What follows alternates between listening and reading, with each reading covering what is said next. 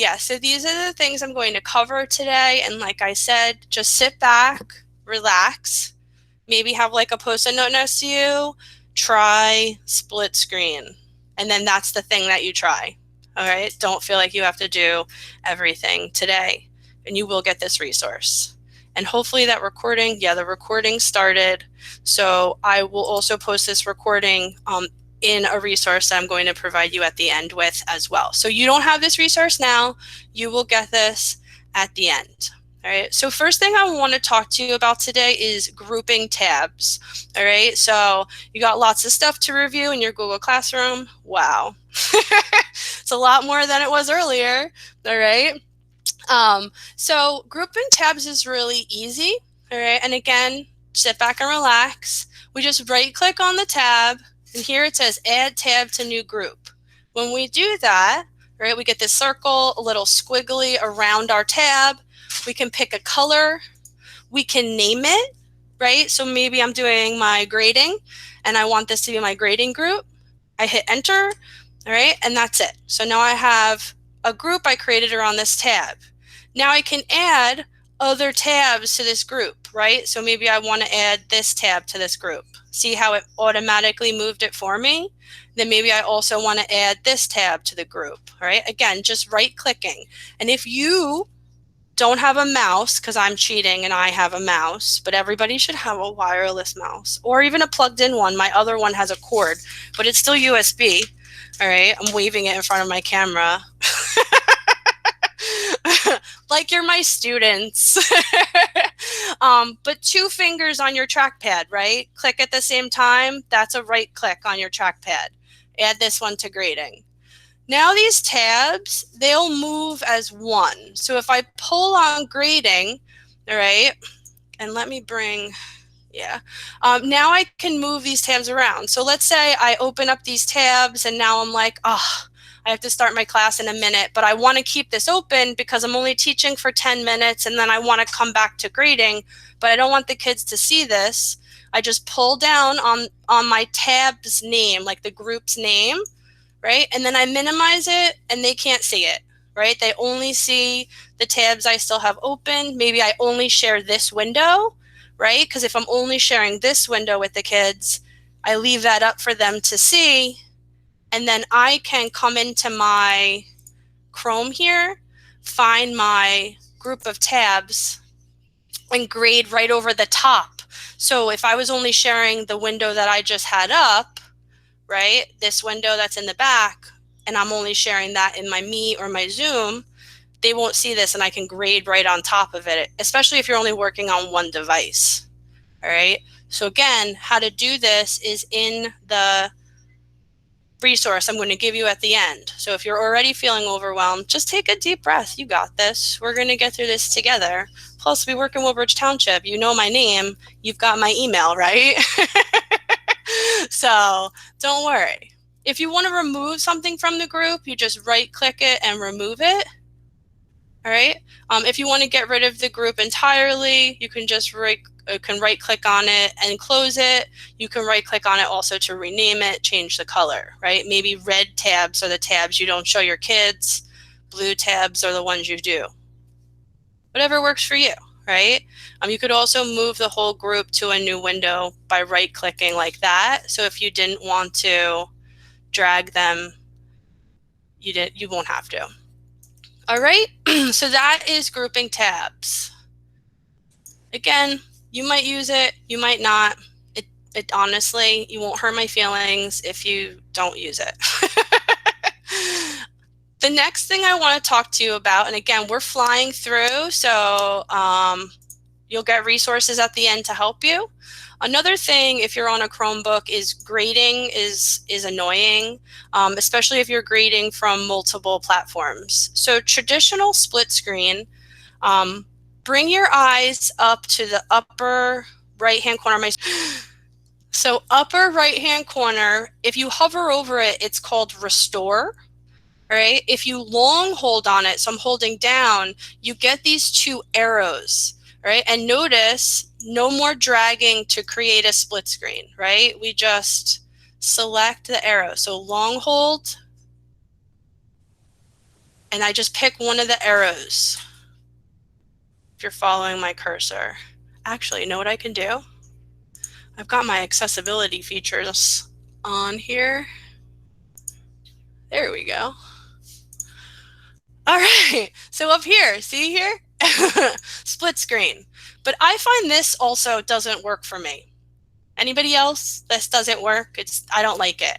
All right. What I like to do is I like to do a top and bottom. So you'll notice when I minimize my windows, they turn into these rectangles. You can do this by dragging, all right, on the sides. You can also drag on these sides as well. Okay. So I'll get, say, my Google Classroom up top, right? So I can input the grades, and I'll put, that's not it, whatever platform I'm grading from on, let's say, the bottom. Bring back my classroom. Okay, and now I can type in this one, right? But I can still scroll in this one. I'm not clicking on anything right now. So if I went into, like, say, this Everfi assignment that I really need to grade, don't judge me. All right, I can see my students. I can type in here. I can scroll through here. So say their work was down here. I'm scrolling. I'm like, okay, that one's 100. Scroll down here, next kid. Here, scrolling. Okay, that one's 100. Put in 100, right? I don't even type 100. I do 100 and copy it, and then I Control V to paste 100 here. Or whatever grade is the most popular grade in your classes. It might not be 100. All right, so I like this better. So a top and bottom split screen is way better. All right, oh yeah, highlighting your mouse is an accessibility feature. I'll talk about that at the end. All right, so that is split screen. Again, you might use it, you might not, totally up to you. All right. Another really great thing that we can do with Chromebooks is we can add extensions, right? So extensions, literally, if you're like me and you love words, right? Word parts, extend, right? We're extending our abilities because Chromebooks have limited memory. We can't, like on a desktop or on a Chromebook, download software, but we can add extensions, all right? And so I tend to gravitate towards specific extensions, and I give you the names of those in this resource that I'm going to give you at the end, all right? But you can see up here at the top that I do have a couple pinned. Screencastify, if you've ever been to one of my Screencastify talks, you know I love that. Grade Transferer. I do pay for a subscription to that. It's $24 for the year, and if it saves me 24 minutes in the year, which it saves me way more time than that, it's worth every single penny, right? Because every single moment of our day is valuable. We also have the ever popular, it hasn't been working today. Oh, it worked, Confetti Cannon. All right, not a learning tool, but definitely a social emotional learning tool, right? Someone got something right. Oh, Confetti Cannon. And you can click it multiple times to just make it rain confetti on your classes.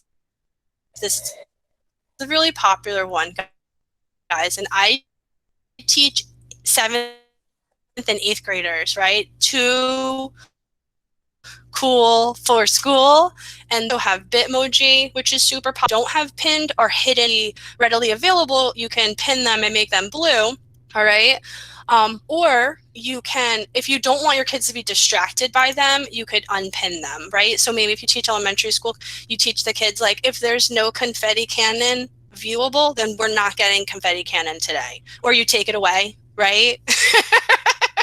Whatever works for your kids, right? I'm just throwing ideas out there. So yeah, so I like the extensions that I use. Everyone uses different extensions. Talk to your friends, see what they use, right? Maybe do some exploring, some research. Maybe you follow some ed tech people and they recommend extensions occasionally. So whatever, whatever it is, right? that's what you can use. And they vary by subject area too. So you could find something that maybe is more viable in one classroom situation than maybe another classroom situation, right? Somebody said they need a real one in real life. Confetti cannon, I'm assuming. So yeah. All right, so yeah, so definitely explore extensions. In this resource, there's a link to a sheet. And in that sheet, we've been compiling the extensions that Woodbridge Township School District teachers use. All right, you have the opportunity to view that sheet to find extensions, but you also have the ability to add extensions that you're using if they're not already on the sheet. So if you're using an extension for yourself or with your students, and don't forget, if you want your students to have access to an extension, like at our school, the kids couldn't get Screencastify at first, your principal can just reach out to Mr. Musbarry with the link to the Chrome web store of that extension, and he will add it so that your kids can get access to things. So if you wanted them to have like an extension like Screencastify, you could make that happen, as long as, you know, there's educational benefits. That we got it because like one of our 6th grade teachers wanted her kids to create screencasts where they like talked about like their projects. So that was really good. Somebody's microphone just came on. I think they, oh, I know who it is, but I don't want to, yeah, you got it. So that's extensions, all right? So again, extensions are like a personal preference. If you are a Mac person though, so if you do a lot of work on a Mac, I have found that Launchpad for iCloud is amazing. It allows you to access anything that you have saved in your iCloud on any device that has Chrome. So on your Chromebook, you could access like pages that you created in like a Mac or whatever, as long as it's in your iCloud. So that's kind of cool that you can kind of do this document transfer kind of thing. And it opens it right up in its own like iCloud window.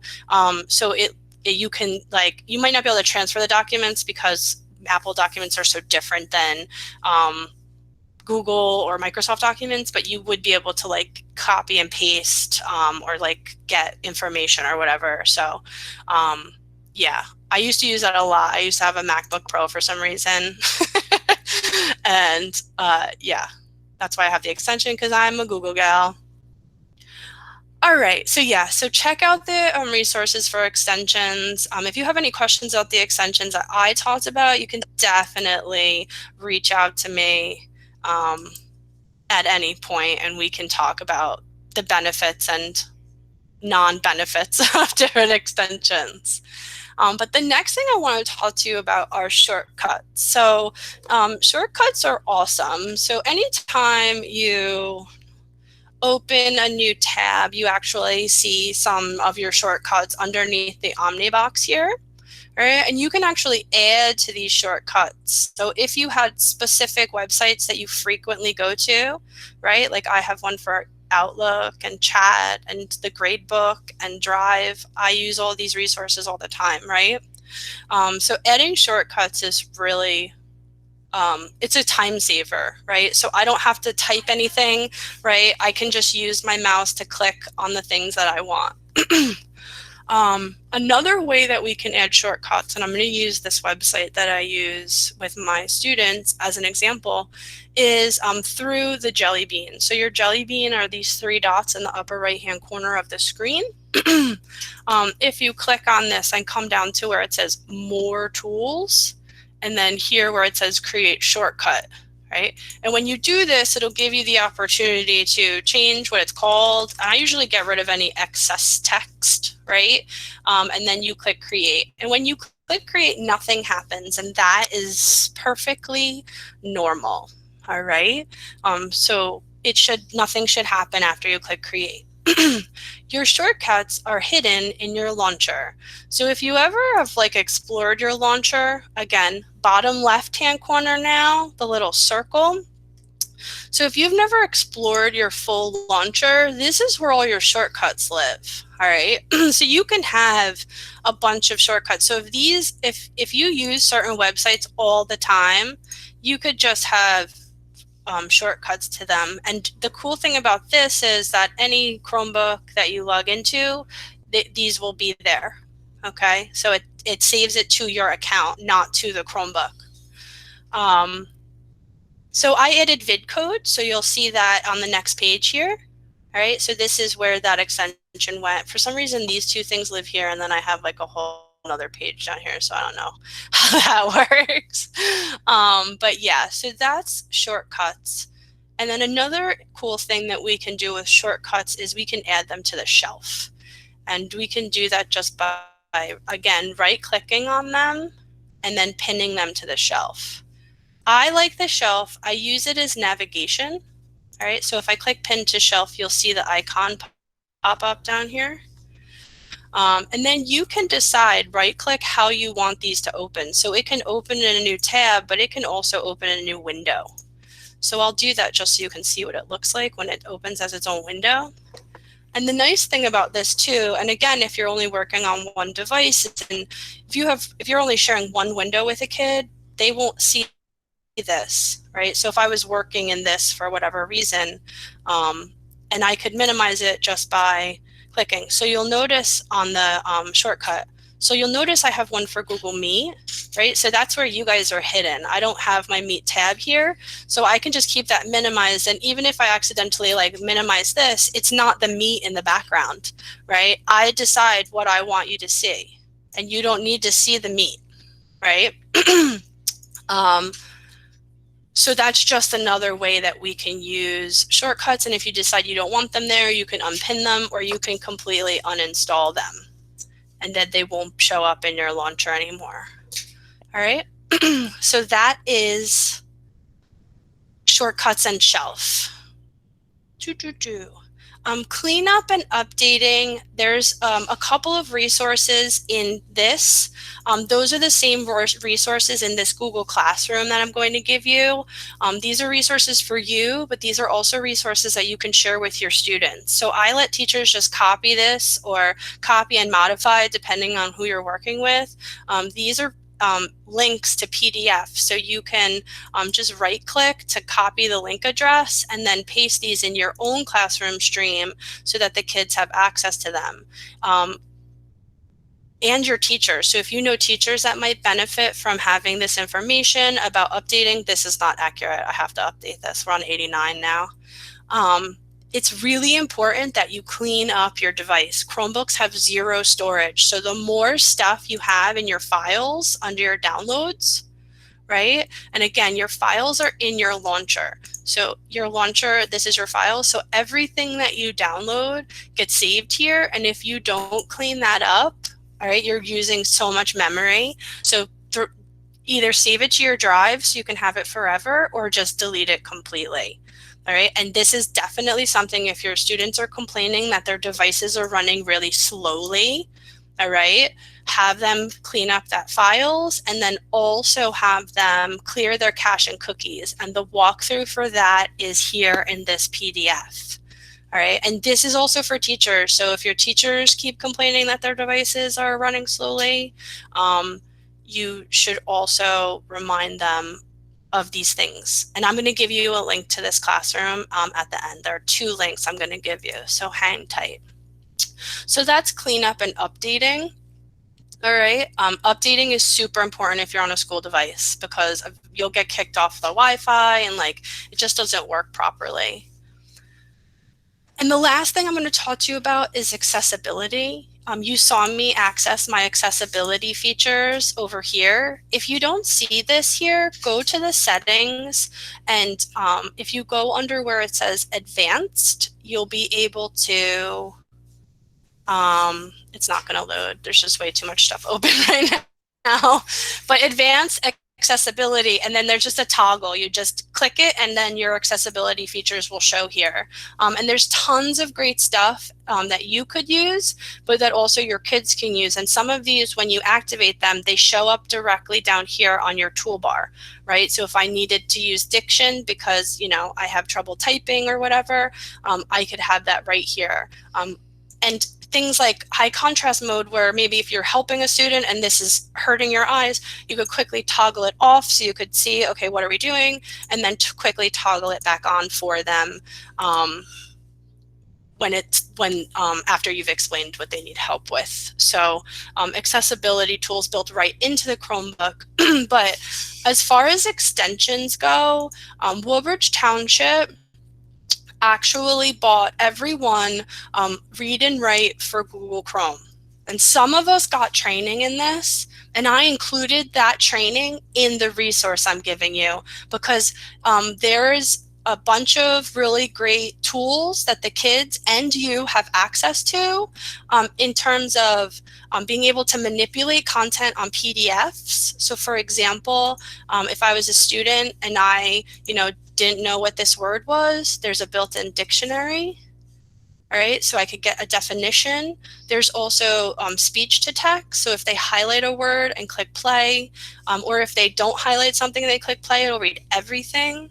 And there's also, and this has implications outside of the special needs classrooms and into like language arts, English, science, math, anything really, this highlighting feature. And they can actually do this in docs as well. So if you have a PDF of an article or a doc of an article, it doesn't matter. They can highlight things.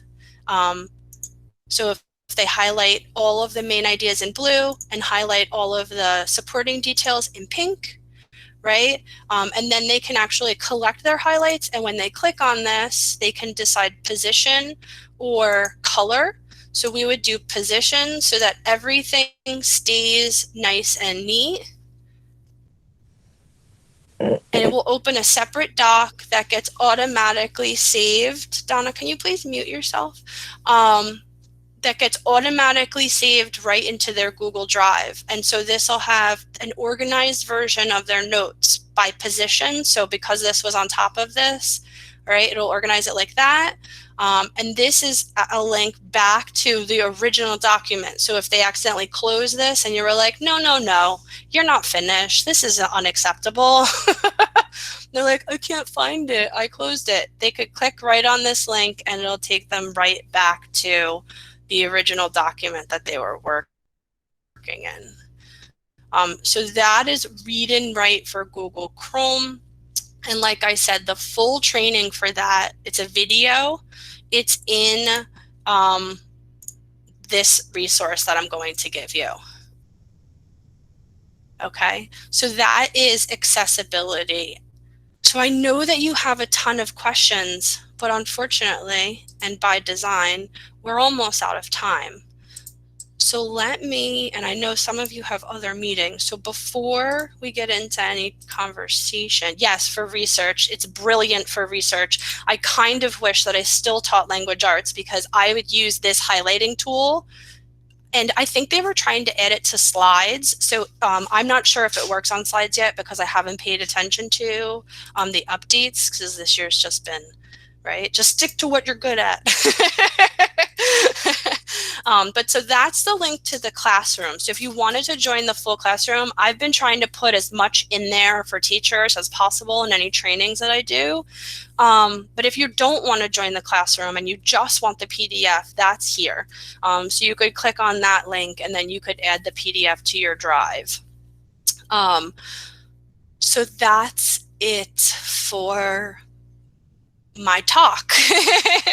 Sorry, I said a bunch of stuff. The PDF is also in here, and the recording that I just created is going to be here as well. So if you have a friend who you think could benefit from this, you could share the Google Classroom with them, the link. And I think I left the code. I don't know if you can see the code, but if you know anybody that wants to join, just email me, jamie.gross, and I will send you the link and they can get added as well. But I hope you have a great spring break. That song that you were listening to at the beginning of my session today is called Ready for Summer, and it's a free track that you can get in YouTube Music, a free audio file. There's tons of them. It's a huge playlist, and I picked that one because we're ready for summer for sure. Thanks. Thanks, guys. I hope you have a great day. Thanks for coming down.